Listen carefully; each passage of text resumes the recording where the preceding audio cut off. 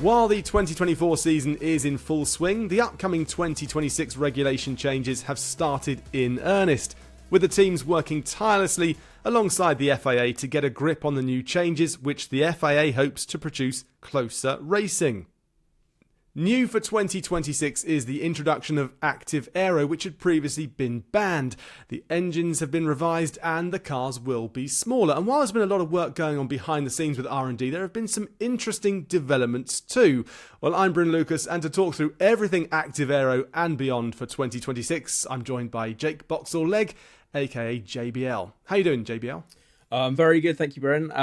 Obviously, a lot of discussion about 2026 over the last few days, so looking forward to getting into it. Should we do that now? Should we get straight into it? First of all, for any viewer that doesn't know what the regulation changes are for 2026, and I think we can assume that there'll be a fair few people actually that'll be tuning into this one right now, wanting to know from the off the bat, really, what is 2026 going to throw at us? So I think, first of all, let's start with the change in powertrains, because it's quite big. The MGU-H, which is the motor generator unit attached to the turbocharger, that's going to be gone because a lot of manufacturers hated it. It was expensive to develop, and no road car has really sort of continued on with that. Let's say it's not broken into the sort of wider automotive industry. So it's not been a particularly worthwhile pursuit, let's say, so that's gone. I think that was a prerequisite to getting the likes of Honda back, getting Audi in, to getting Ford to sort of work on the Red Bull project together as well. So that's part of it. And also there's a bigger reliance on the MGUK as well. So it's going to be I think it's about a 55-45% split in power delivery. So the internal combustion engine will be responsible for, let's say, 55% of that, and the MGU-K will be responsible for 45% of that. So let's just say, sort of in terms of, if it was 1,000 horsepower, the internal combustion engine would be producing 550 brake horsepower and motor 450. So it's going to be a like proper true and blue kind of hybrid concept. But what you've got now is a solution where you're going to have to recover quite a lot of energy to ensure that you've got the full power over the full lap. That's not something that we have now. I think the MGUK is sort of very much an add-on, and the drivers charge it up and then they deploy it. It's going to be absolutely vital to a lap time. So the drivers are going to need to keep that going through the whole race. So it's about what you do with that powertrain. It's about how you operate it. And the way that Formula One has seen to do that is to start redressing the aerodynamic regulations, the chassis regulations as well. Because that's really the only way to ensure that the engines aren't you're not having drivers lift and coast really early on, because I think that's what would happen if you just plonked them in the current cars. So we're talking about a return to active aerodynamics. We're talking about various changes to the chassis, narrower cars, lighter cars as well. And all of that, Formula One hopes will improve the racing, but equally ensure that these new engine regulations can really shine. Got quite a few quotes from a number of drivers regarding the changes, which I'll come to in a little bit, but just a very quick one is that Max Verstappen has said, that essentially making the cars lighter should be the number one priority, really, and that there's a chance that, and I'm paraphrasing here, but there's a chance that if you make these things more complicated, it will allow certain teams an advantage because they'll just be able to get ahead of the curve a little bit.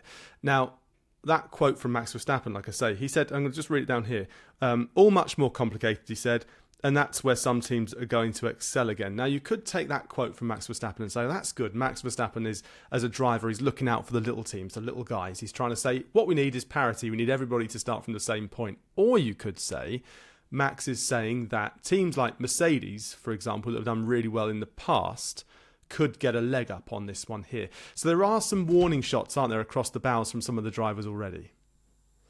Yeah, certainly. Everybody's got their own vested interests. It's always going to be impossible to kind of determine basically who's got what interest. Obviously, everybody wants to win. Some of the teams that are slightly further back, they're going to be very in favour of these regulations because it might give them the opportunity to catch up. So I think that's something to look at. You really have to read between the lines with what everybody says here because, again, it's such a big change. We haven't had a powertrain change like it since 2014, and we know how much that changed basically the framework of F1's pecking order. And so we're kind of expecting the same again. We don't expect the same thing to happen, and all the powertrain suppliers to be in exactly the same place. We're expecting it to be a very different kind of environment. So I think that's something you have to consider when you're listening to any drivers or any technical figures talking about these regulations. They do have vested interests, but equally some of them will know the progress that is going on behind closed doors. So the ones that are sort of happy about it will probably keep their mouths shut for the time being. So silence speaks volumes, perhaps, in this particular story. Let's go back to Active Aero then. So Active Aero has been banned since 1969, although there was that adjustable front wing in 09-10. Why has it been away for so long? It's very, very expensive to produce. And when aerodynamics first burst onto the scene in Formula One, they were quite dangerous because we didn't have the structural advances that we have now. We don't have like finite element analysis technology or anything like that to test how strong they are. People were just bolting them onto a car and they would often fall off and the car would go into a wall and drivers would get injured or worse. So it's really important that teams were able to invest on making static wings structurally sound.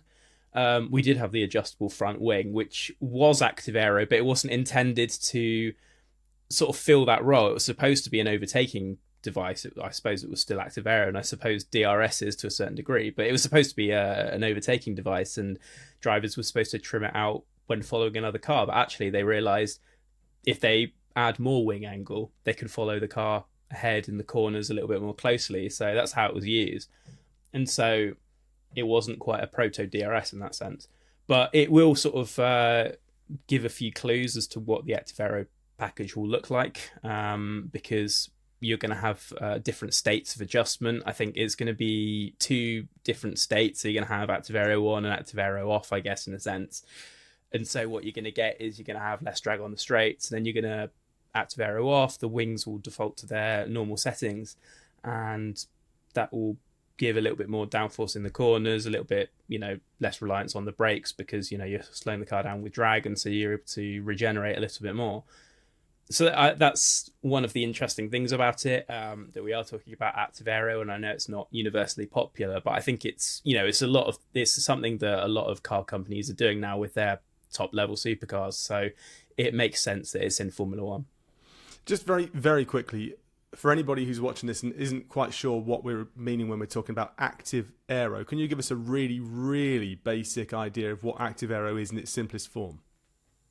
Yeah, it's basically a wing device that's movable. And again, you could argue that DRS is Active Aero, and I suppose it is in many respects, but that's just one flap opening up and down. What you're going to have is you're going to have front wing and rear wing in 2 separate states, let's say. And then when a driver is, under certain conditions, the rear wing, let's say, might change to, the wing angles might change, or the geometry might change slightly. It's basically when you have a wing reacting to certain conditions in real time. That's basically what active aerodynamics will be.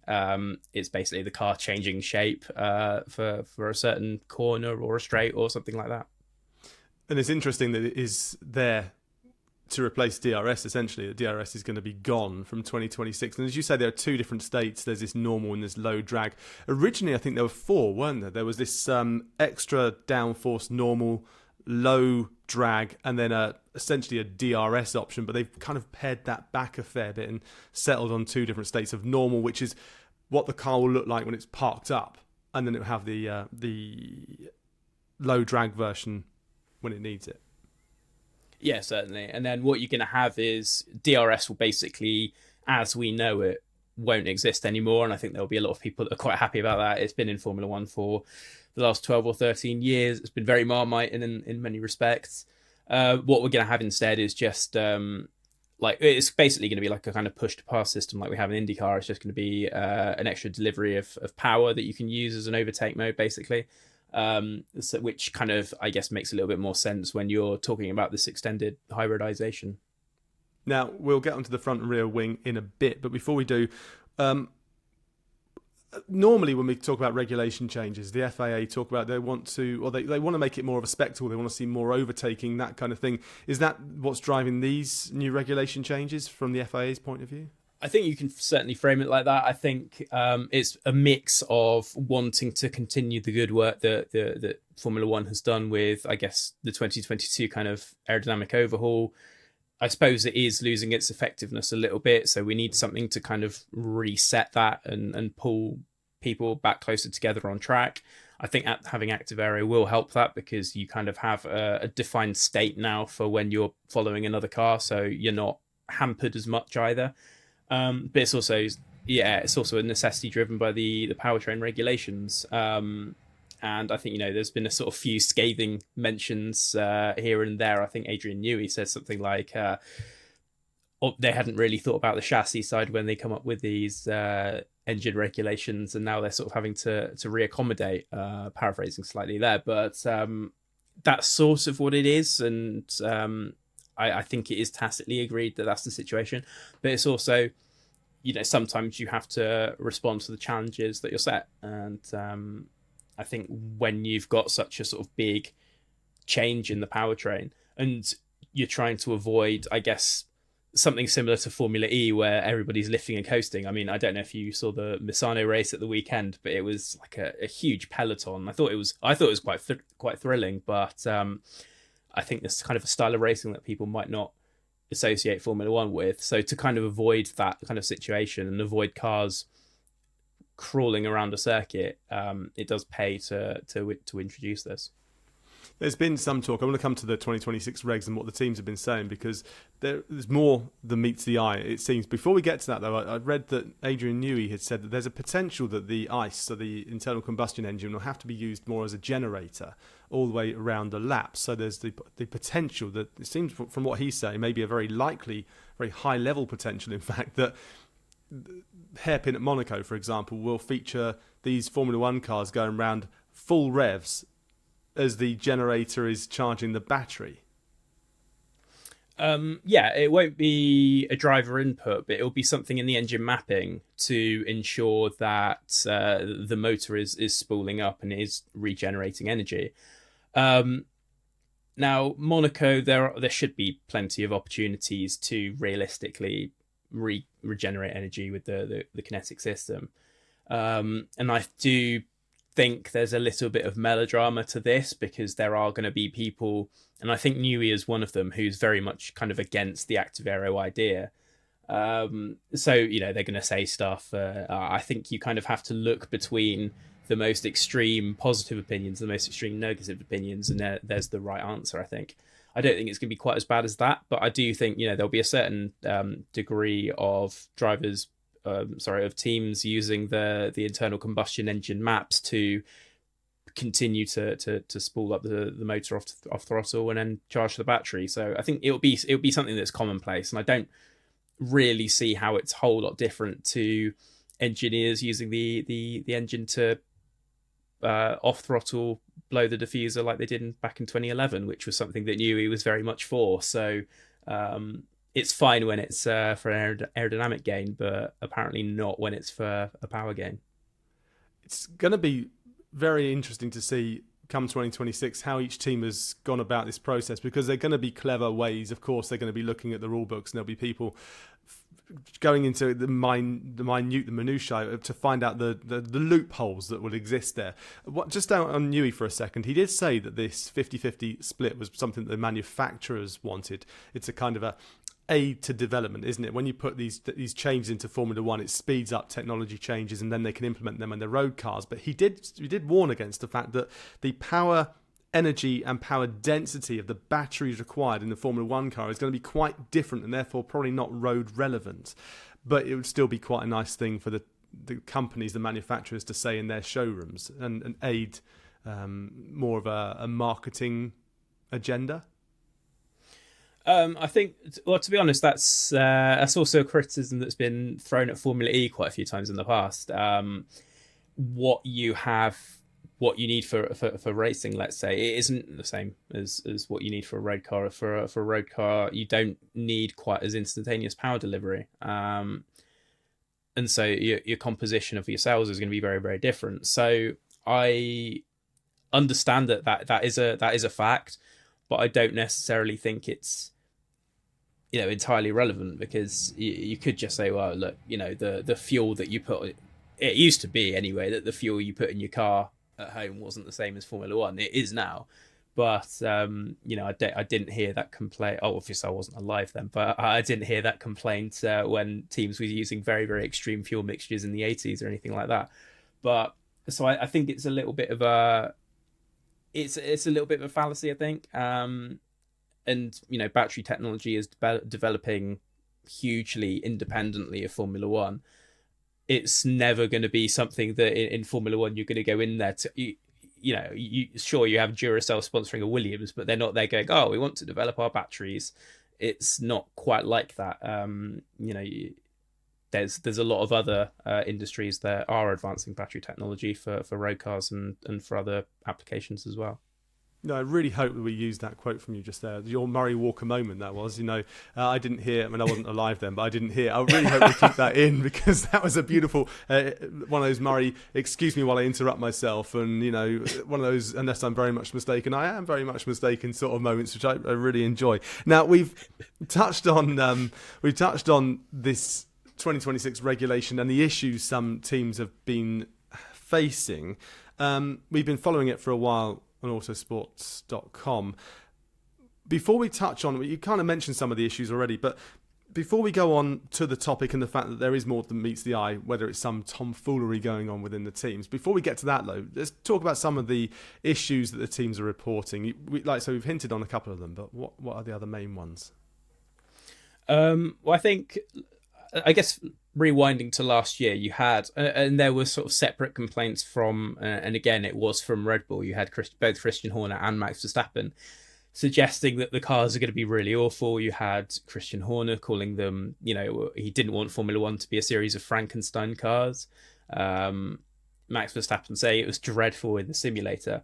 And I think it emerged that Red Bull was theoretically running a very, very sort of old, I guess, proto model in the simulator of what the 2026 cars will look like. And the information was arguably outdated. But the suggestion is now that with regards to the Active Aero, and there is, again, as mentioned, some opposition, some teams thought that, and just to sort of butt in on myself here, the plan is always to do front and rear wings. I think that was kind of never in doubt. I think that was probably said from the outset. But you had certain teams allegedly suggesting, you could just do the Active Aero with just the rear wing. And then it was found in simulations that this wasn't particularly, fruitful at all. And then because you had a team go down this rabbit hole of you only need Active Aero on one wing, and then finding out that it's not working particularly well, what we allegedly had was a lot of uproar about the regulations that was entirely of, not of FOM's making, but of another team. So it's been very, very it's been odd that someone's able to sort of paint themselves into that corner a little bit. And I think, again, you're hearing the most extreme negative reviews. And I think that's probably the case. This is as a result of that, you've got a team running to a specification that Formula One wasn't intending to use. So again, this is something where you have to read between the lines. You have a team theoretically opposed to these regulations, thinking, we can probably spin this to make this seem really, really terrible, when it's not really the case. It might still be terrible, but we don't know yet. And I don't think there are some people that aren't acting, let's say, within the best faith of what the regulations are trying to achieve. But the stories have been quite tabloid, haven't they? In essence, they've been saying, the cars are undrivable. They'll spin on the straights at full throttle. They're completely undrivable. You have to drive around the track so slowly because they'll have no downforce. They're just beasts that you can't control. And as you say, this is the Active Aero argument. And from what I've read, there are 3 teams in this testing with sims and with aero testing as well to kind of work it through. But the Fangio model is the base point, isn't it? It's the baseline idea they're all working to. And the argument is that some teams have been suggesting that the car is undrivable because they're pushing this agenda that it has to be front and rear wing working simultaneously and in conjunction with each other, as opposed to this rear wing only? Everybody's going to have their different opinions on what the regulations will achieve, and I think I think people are being deliberately obtuse to a certain degree and saying, it's undrivable, we can't do this, and we need to have it only on the rear or only on the front or whatever. But what it's motorsport has a funny way of working everything out, and you have extremely bright people working in the teams, and they're going to be able to write throttle maps and torque maps, and they're going to be able to work out how to deploy X amount of power at X amount of throttle at Y amount of throttle. So I think people were being a little bit obtuse. Again, we don't know what the regulations are going to be like, and we haven't even seen a sort of finished version of that, so it's a little bit early to kind of determine whether they're going to be good or bad. But I think people are at different stages with their simulations. Again, we sort of had that situation where people were using outdated models previously, and now we've had a situation where teams have allegedly used just a rear wing only Active Aero model. So it's really hard to kind of delineate where everybody stands and where everybody stacks up. But ultimately, this is an engineering challenge. This is what FOM and the FIA have set the teams, and they've got to live with it and they've got to deal with it. It can't always be the case where a team complains and the governing body acquiesces to their demands, because that's not what the situation is. If someone says, go and build me a table, and someone else builds them a chair and they go, oh, I'll do, that's fine. That's not really what the spirit of Formula One's about. It's supposed to be about meeting the challenge set by the regulations. And for people to just sort of sit and idly moan about it and say, oh, we can't get this car to work, oh, this isn't very good. Well, you're just going to have to try a little bit harder, I'm afraid. It's Formula One. It's not, it's not a picnic. And I do believe that, there will be some teams that struggle, but that was the same in 2014, and people got the turbo hybrid regulations wrong. Renault in particular, it took them many, many years to kind of catch up, and arguably they never really did. So that's just the nature of the beast. Formula One's a cruel and unforgiving environment. It can't just be all sort of like sandwiches and sofas and everything nice just when the teams suit when it suits the teams. That's just not the way it is. And I do believe that eventually we'll get to 2026 and everyone will suddenly have working cars that don't need to be lifted off with or undrivable in the corners.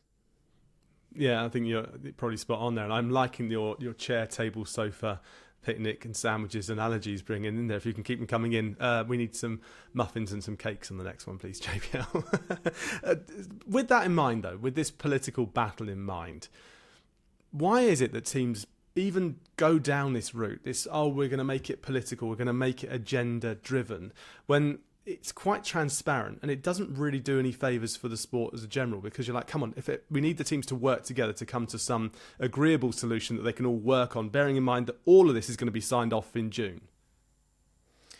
I think it's a case of painting the worst scenario possible, and then when you come to the bargaining table, let's say, and the FIA says, okay, right, you've been very, very vocal about these regulations. What is it that you're struggling with? They'll paint the worst situation possible, and then their compromise will be actually closer to what they want. And it's all going to be lobbying for certain regulations to suit a certain team. That's just, that's another part of Formula One. It's a part I like less, but it's ultimately a part of it. And we had the same at the start of the 2022 regulations, where you had certain teams kicking off about the weight limit. And so the FIA increased the weight limit by 3 kilograms. It helped Red Bull massively, because I think they were about 10 kilos overweight at the start of 22.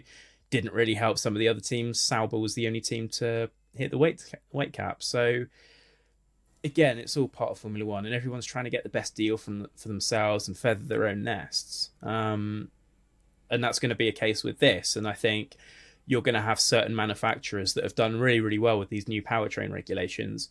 They're meeting the demands with Active Aero, or maybe they don't really. Actually, they found a way that they can rely on the Active Aero less to regenerate.